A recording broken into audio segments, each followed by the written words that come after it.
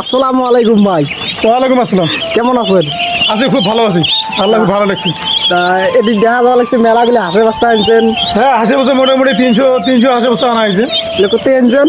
এলে আনছি আমরা গড়িবাজার, গরিপুর গড়িবাজার। গরিপুর গরিবাজার। তাই পার পিস কত করে পড়ছে? পার পিস 42 টাকা। 42 টাকা করে পড়ছে। তা এইগুলি বাস যদি মুই কিনতে যান, তা যদি কাইও মোর ফ্যানগুলি কেনে, তাহলে কেমন করে ট্রিটমেন্ট করা লাগবে, কেমন করে খাওয়া দাওয়া দেওয়া লাগবে? মোটামুটি ধরো 3-4 বের করে খাওয়া দাওয়া, বর্তমান ছোট আছে। হ্যাঁ, কিনা আদারে আমরা খাওয়াবো। কত সাইজের আদার? হ্যাঁ, কত সাইজের আদার? কত সাইজের মানে ধরো যায়, তারপরে 1-2 করে আসবে।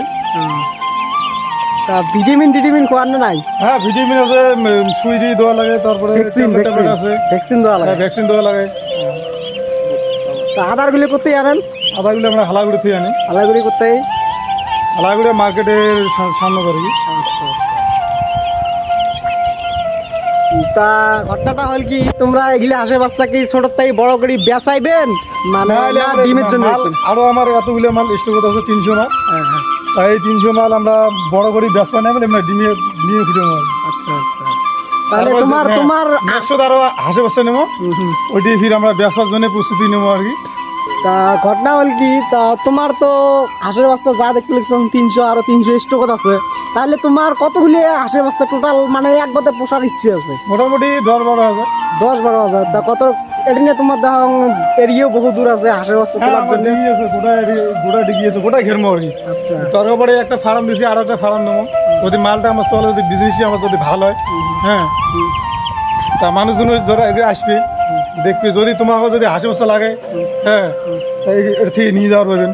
তো তোমার হাঁসের বাচ্চার বয়স কত দিন হয়েছে? মোটামুটি আজকে আমি 16 দিন হল। 16 দিনের। তাও কত দূর মানে মোটামুটি কতগুলি ওজন হচ্ছে? মোটামুটি 340 গ্রাম। 340 গ্রাম হয়েছে। আর ম্যাক্সিমাম কতদিন লাগবে একটা হাঁস মেচুরিটি হওয়ার গেলে? মেশিনের হওয়া গেলে মোটামুটি আর 1.5 মাস অনেক।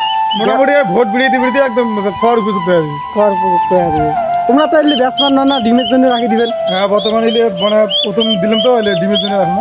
আচ্ছা। তাও তোমার একটা কি আশা, তোমরা কি জীবনে সাকসেস হবে না হবে? হ্যাঁ, যদি এমন করে থাকে, বাচ্চাগুলো যদি না মরে, তাহলে তো মোটামুটি সাকসেস হওয়ার পাবো।